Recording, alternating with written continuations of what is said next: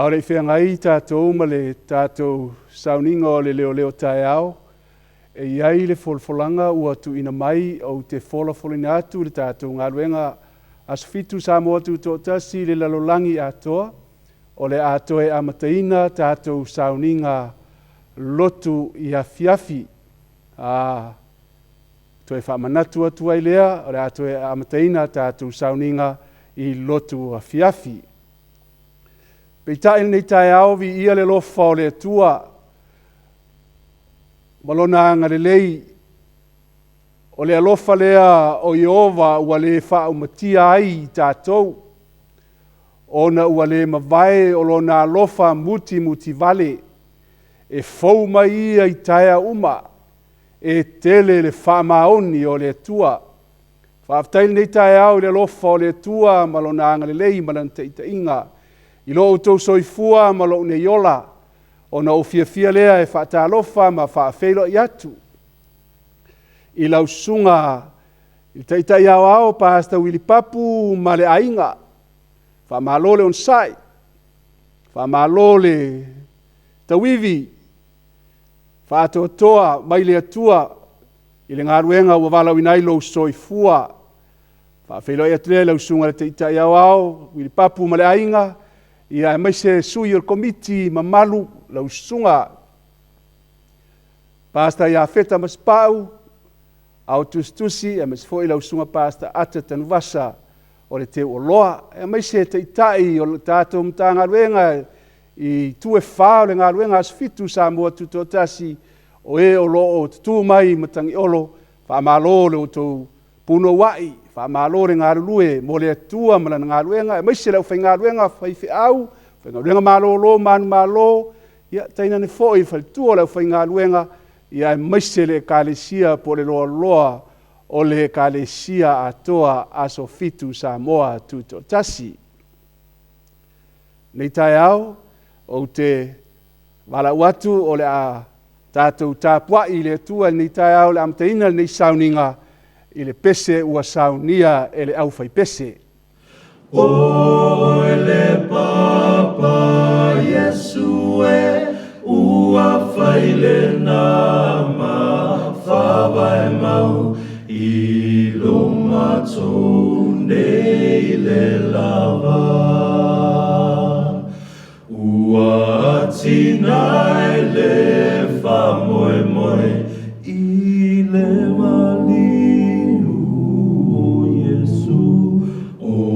Lona toto wavea ma Faamoemoe i Taeao.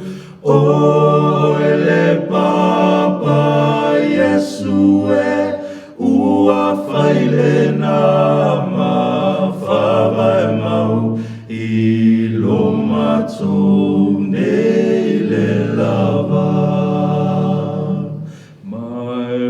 Is built on nothing less than Jesus' blood and righteousness. I dare not trust the sweetest frame, but wholly lean on Jesus' name. On Christ the solid rock I stand, all other ground is sinking sand. All other ground is sinking sand. O le papa Yesu e ua fai le nama Faamoemoe i lo matou nei le lava.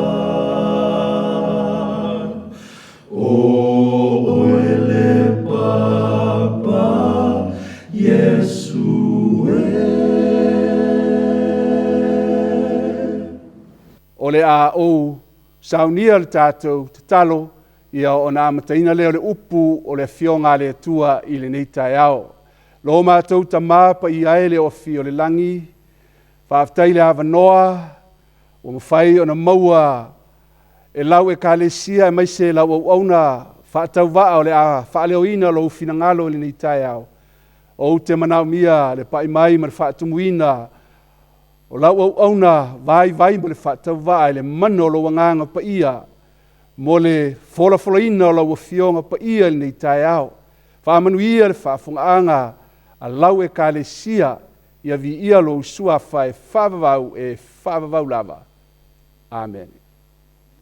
O le mau ua te ina ai tātou le nei Taeao o loo i le tātou Leoleo Taeao e whaapea lo na whaitawina e ono aso e whaiai ngā luenga a o le aso fitu e pa ia lea i a te o tau o le sapati e malo lo ai i a Iova ai se whai ngā luenga ai e whasi o tia lava ia o le mauna a e sila ifo i le Leoleo Taeao o le Taeao le alofa o le atua malona ngalilei o lo maua lea i le soto e tolu sulima a o lona whai upu e lua ma i ono aso e whai ei ngā ruenga a o le aso fitu e pa ia lea i a te o tau o le sapati e malolo ai a Iova ai se whai ngā ruenga ai e whasi o tia lava ia whaautuina lea o le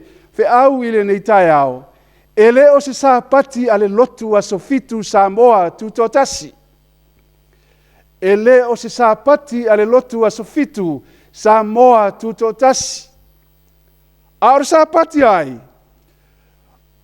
o le sapati o le atua mai le tusi o kene selom ta upe lua fai mua o le tolu ua umalava o na whai o le langi ma le lalolangi a toa foi ma mea o iai ono aso na foina ai e Iova Suafo Iova i le whenga inga tuai e soto e ono na whai upe tolu a o Iesu o ia o le lokou le aise me tasi na whaia e le i whaia ia o Iesu lea wa uma lava o na whaia o le langi ma le laulangi a toa foi ma mea o iai o na alea ua wha e le atua i le aso fitu la na ngā luenga na whaia ia o na maloloa i lea o ia i le aso fitu i lana ngā luenga na whaia ia ma whaanga a whaautuina ai le wheau le Taeao le nei e le ai se wheau a le kalesia aso fitu Samoa tutotasi i le sapati o le atua e le se sapati a se tangata e le se sapati a se lotu ai o le sapati o le atua fa uma le atua i le aso fitu la ngā luenga na whaia ia malolo ai lea o ia na whamanuia tu lea e le atua i le aso fitu e le whamanuia le atua i se ulua yaso na whamanuia le atua i le aso fitu mana wha sa ina ai awana malolo ai o ia i lana ngā ruenga umalava na whaia e le atua mana saunia tolu mea taua na whaia Iesu i le amatanga i e tena whamanuia i ai Iesu le sapati whaasa ua whaapa ia Iesu le sapati ua malolo ai Iesu i lana ngā ruenga na whaia i aso e ono mai le aso mua, aso lua, aso tolu, aso wha, aso lima, aso ono. Ai o mai le aso fitu, tolu mea taua, whamanuia, ia Iesu Keriso. Whaasa, malolo ai, lo tātou wali i whaola o Iesu Keriso. Mafuanga nā, e lese sa pati, ale lotu as fitu sa moa tutotas. Mai ai le amatanga i e tena. Whaasolo mai le au ngā tama, kene se luas fuluono whai upelima. Na whaalongo a pere amo i au sauninga, maha utu la fono, maha u whaamasinonga. O mai le teimi o Mose, ua foi mai Mose, ua uma o na tu sia e le atua, ana tu la fono. Talai leo le tua ia Mose. Mose, alwe whaapoto mai le nuu Israel. Mai le fionga le tua, o lo maua lea i le soto e tolusu lima. Pa mai le upu a le fionga le tua o mea nei. Ua poloa i mai ai Jehova ia whaia, Israelu. O mea nei ua poloa i mai ai Jehova ia whaia. O mea, e ono aso e whaia i ngā ruenga. A le aso fitu, e pa ia le ia te o tau. O le sapati e malolo ai a Jehova. Ai se whai ngā ruengai, e whasi o tia lava ia. O ai e ona upu nei. O upu a Jehova. Na wheta laile tua ia Mose. Mose le no o Israelu. Ea. E nga mua o le au ni Taeao. O le aso fitu. E pa ia lea i iate o tau. E nga mua na o le au ni Taeao. Te le mana o te wha umi ua matua sapi ai oe. Ua matua tumu ai oe. Le kale si aso fitu Samoa tu tō tasi wa e lama ai. I le afionga le tua po sa pati o le tua. Vang mua o le aso fitu e pa ia lea i ate o tau. Sili. E wha pe fea ona i loa le aso fitu o le vai aso. E wha pe fea ona i loa. Te loa e nisi o ainga. O woma e masani. O lo whaafufonga mai le Taeao nei. Ai mai se le akale sia po le ainga o le tua. Whapewhea o nei loa. Le aso fitu o le vai aso. Walu atu ia ia Pilato ari mtaia lea. Ina ua maliu Yesu walu whaanoi. Tino Yesu mea le leia le nei tangata na whaia. Mea le lei whamail whamtalanga le tuspa ia. O i o le stangata ami o le lei ma ua tonu. O mai walu ia Pilato ma whaanoi le tino Yesu. Mo li mau le langi mea le lei na whaia le nei tangata. Wana ave i whaai o na au i le elino na tuua i le tunga mau. Na fōi le papa. E le tuua i lava se tasi la le aso lea. Le aso whareile. Le wha manatu e le lalolangi ato le aso na maliu a Yesu. Whafonga mai tātou. Kalesia mai se Samoa. O le aso lea o le sauninga ua lata le sapati. O le aso whareile na maliwa Yesu. Whai mai le fionga le tua. O le aso lea o le sauninga ua lata le sapati. La le aso leso. Urua yaso. O le aso tonai. Ua whaingoa e Samoa e ta pena i tonai. A o le sapati o le tua. Le aso lea o le sauninga ua lata le sapati. Le aso whareile na maliwa Yesu. Malo Yesu i le sapati. Toe tu mai Yesu i le ulu ai aso. Lisi mau e whaamauni ai. Wa mavae le sapati. Le aso tonai. Ua tafaata o le ulu ai aso. O le vai sapati. Atuai lea o Maria le Magdala. Malisi Maria e asi i le tunga mau. O le aso ulu ai aso na toe tu ai Yesu. Na asi ai Maria le Magdala. Malisi Maria. E vai pe o toe tu la le aso lea. O le ulu ai aso. Na e whaitau mai lea. I le ulu ai aso. Lea na toe tu ai Yesu. Se i o mai ulu ai aso. O le aso sale whaingoa.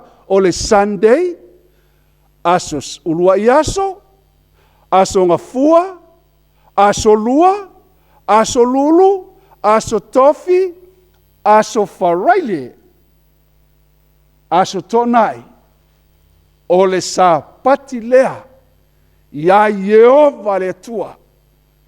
Afuanga le kalesia, famele soto e luas fulu, ia e mana tua, le aso sa pati e te whāpaiaina. O aso e ono e tenga lue ai, mawhai ai au ngā luenga umalawa, a o le aso fitu, o le sa pati lea, ia Yehova lo tua. Ea, aua e te whai ai se ngā luenga tasi. O oe, malo wā tali, malo wā fine. O laua o na tane, ma laua o na fine. O au manu fo'i ma le tangata ese, o loo mauma oe. O le aso fitu e te tau o na whāpaiaina, o le aso fitu o le sa pati lea. Ia Yehova le tua, e le ai se fe au, a le kalesia so fitu sa moa tutotasi, i le sa pati o le tua, mai ai e tena, whaasolo mai le unga tama, o mai le teime o Mose ya Israel. Whaano mai le tua, Mose wha poto mai, matau iai, sa pati, wana whaia Iova yaso e ono le langi ma le lalulangi. A toa mal sami ma mea lava o iai. O na malolo ai lea o ia i lea asfitu. O le mea fo i lea na whaamanuia ai Yehova. I le aso sapati. Mana whaapa ia inai. Kare si asfitu sa moa tutotas. O ama ilau tau singa o le sapati. O e whaapaia le sapati o le atua. Te mana te whaamanatu atu ia te oe le ka le sias fitu sa moa tutotas. I le le sau sapati. O le sapati o le atua. E te tau o na tā whaapaia e whaalangolango i lo uola whaapaia Te whaapaia ai le sapati o le atua. Na tuina mai e le atua, tātou te mālolo ai. Vaenga lona lua, o le wheau o le Taeao le nei, o le sapati e mālolo ai ia Yehova. O le sapati e mālolo ai, po le aso fitu, e mālolo ai ia Yehova. Upu lea, o le upu lea Yehova ia Mose, tau atu le nu o Israel. O le aso fitu po le sapati e malolo ai. Sili. Whape fea o na malolo. Po le tali. O le nei watu uina mai pea o le malolonga. Wha sapati mo tangata o le tua. Te whafofonga mai lava. O le nei watu uina mai pea o le malolonga. Wha sapati mo tangata o le atua. E iei oe, e iei iau. O le upu malolo. O lo sau i le upu o le ngangana elini. O le sapatismos. Po le Sabbath rest. O le tausinga o le sapati. Mai le fionga le tua, o le nei watu uina mai pea, o le tausinga o le sapati. Mo tangata o le tua. Ma fuanga le na, le kalesia, i le tusi lea o luka, non fai upoe wha, non fai upoe sfulono. Ua o foi o ia i na sareta, o na tupu ai o ia. O na ulu falele o ia i le sunako i le aso sapati. O lana masani lea ua tu i lunga fo i e faitau. Ua tapunia lotu i nei vaitau. a le upu le fionga le tua, o le maasani a Yesu, e le nofo i le fale, a e alu i le sunako, o le sunako le falsa, e alu e tausi le sapati, o lana maasani lea, ua tu i lunga e faitau, ma whaana watuina mai pea le tausinga o le sapati, mō tangata o le atua. O ai lai malolo ai. Sili, o ai e malolo ai. Whonga le tali, o le tangata. O le ngana eleni lai wha liuina mai ai. O le anthropos. O le human. O le man. O le mankind. E malolo ai le tangata. Whaalongo le tangata le upua le tua. Mausi tai le upua le tua le sapati o le tua. A whonga le upua Yesu la ia. Ua ia wheta lai atu foi o ia te latou. Ua whaia le sapati mo tangata. Ele I whaia le sapati mo ni me ola se tulou. Na whaia le sapati mo anthropos. Human. Man. Mankind. Le tangata o lo iai le mana vaola. Pe ena, pe uliuli, pe pae, pe sama po le aru tuai ngā tangata.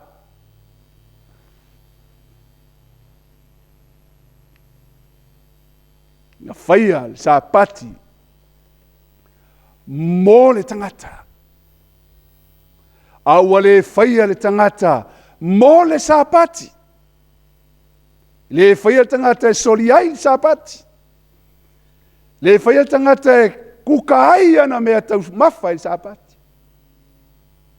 Whaia ai papa kiu le sapati. Whaia ai le family day le sapati. E ai. Na whaia le sapati mo le tangata. E le ngata I na mawhau ai I le tua. Le whaafanga le tua I aso e ono.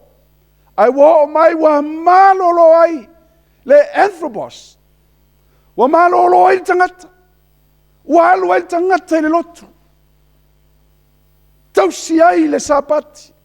Tapua ai I le tua. I le anganga o le whamaon.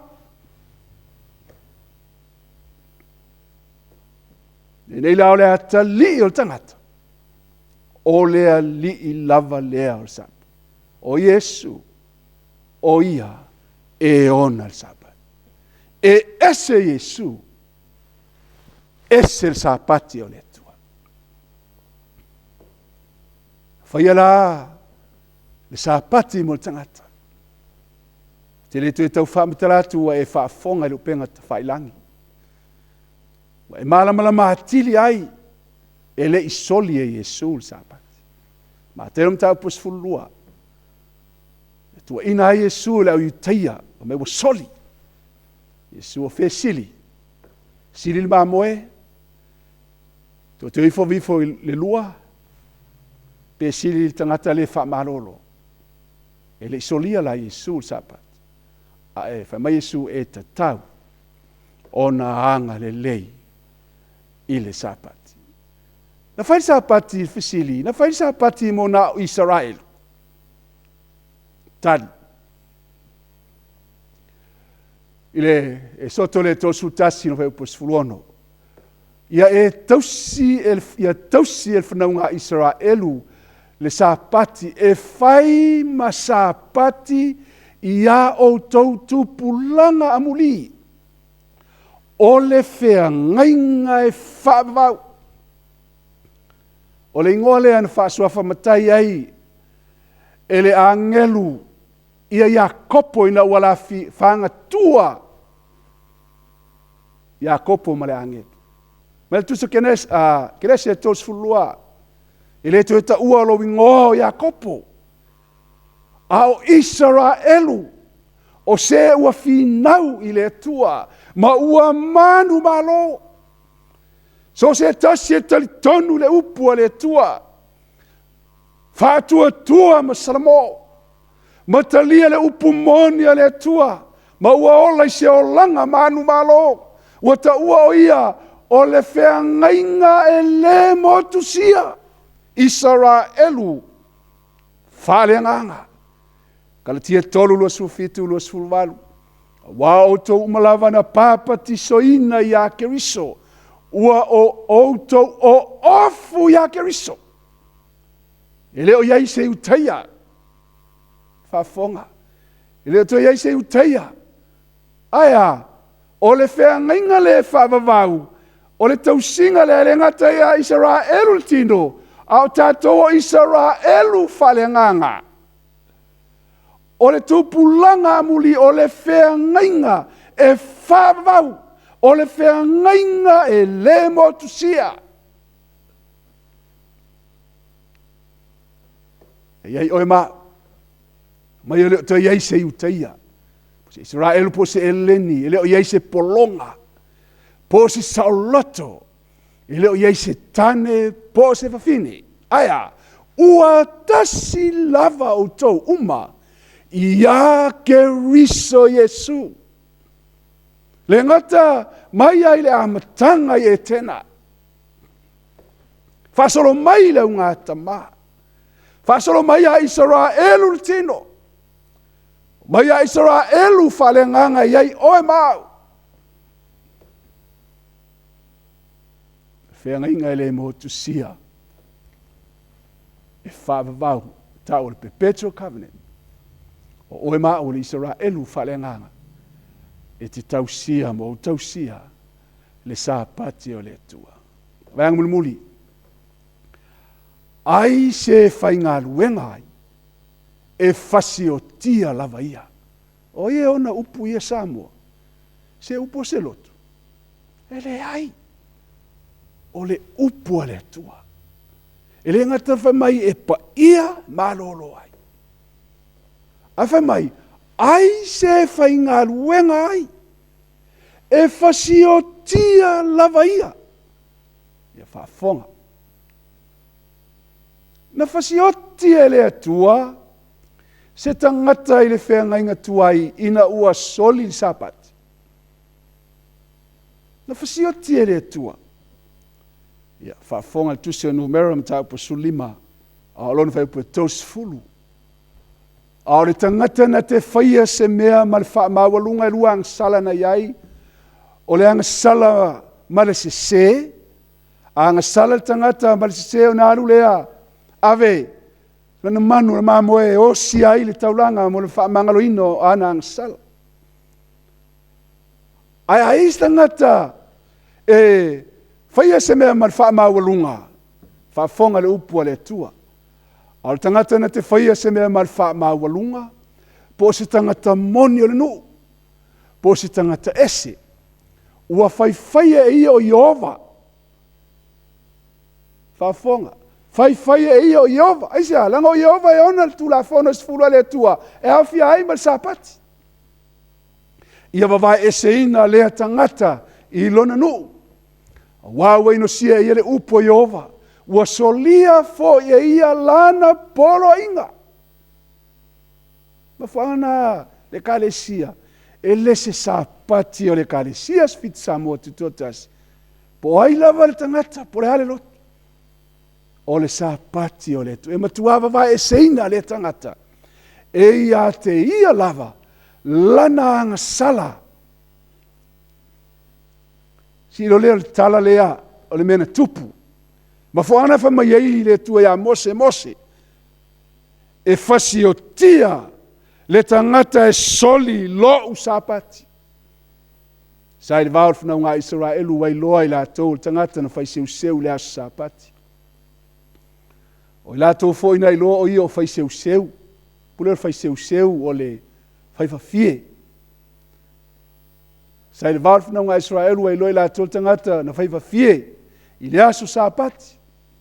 O ila tau fo ina ilo o ia o fai seu. Wala tau au mai o ia ya Mose ma Arona. Ma le faa poto potonga umalava.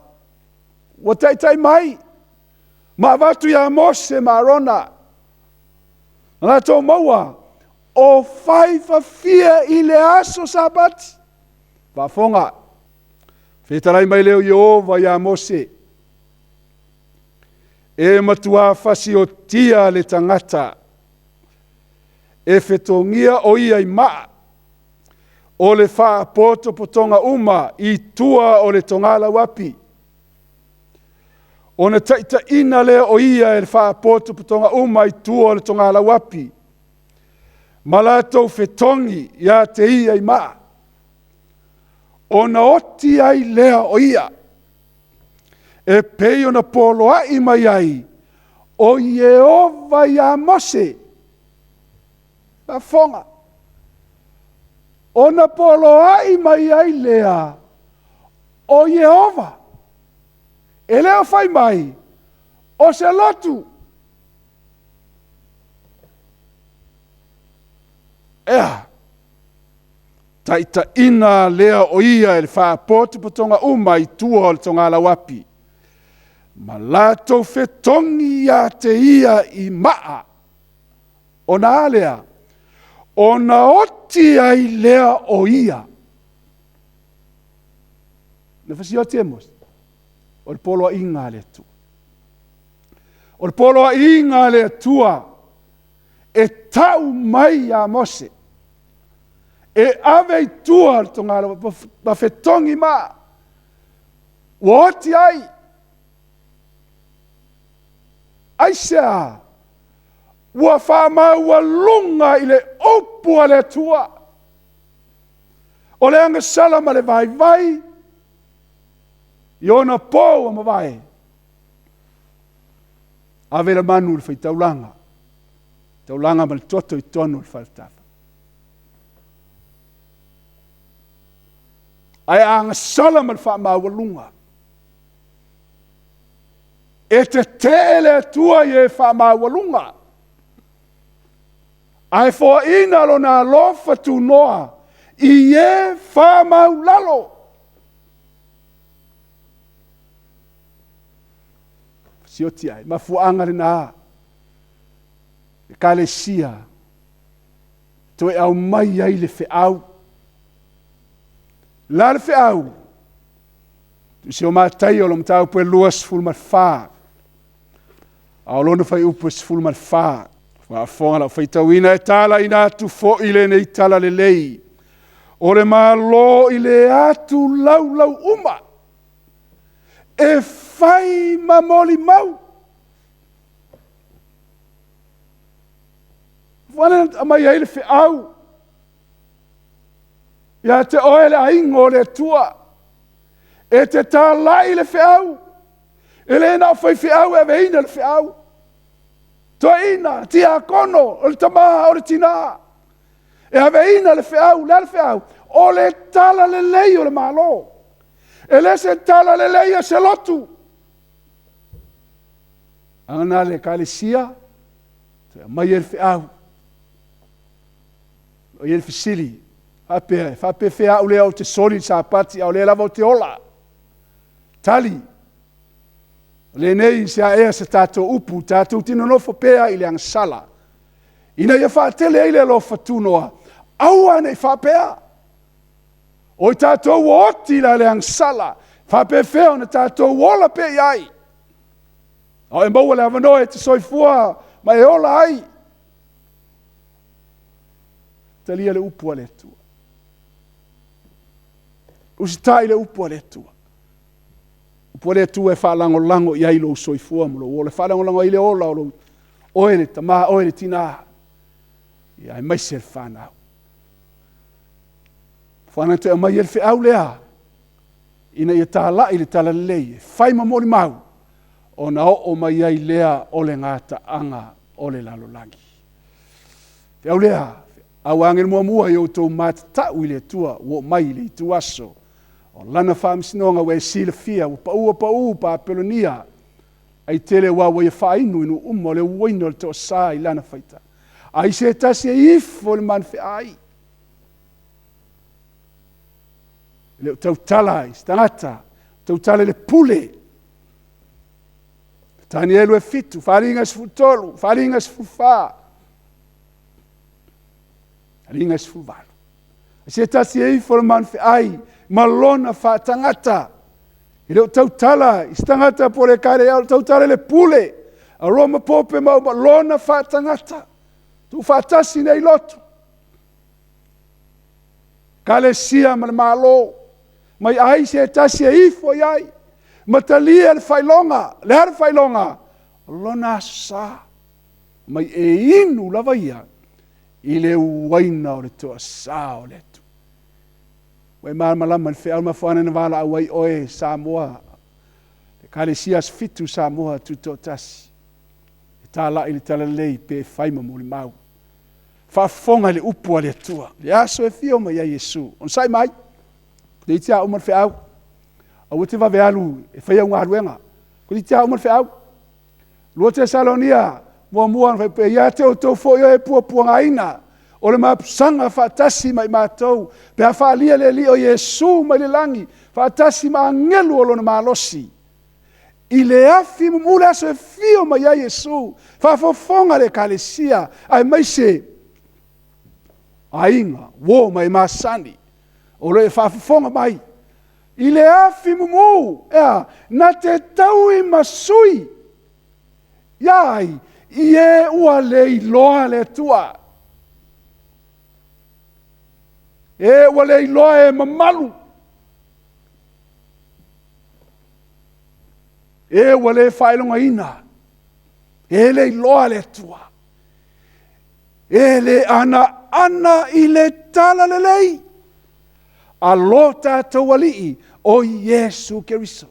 A linga na mtau pusi fulfa. Ono e tau sifulu e tala le lei lea. Loana e silfia.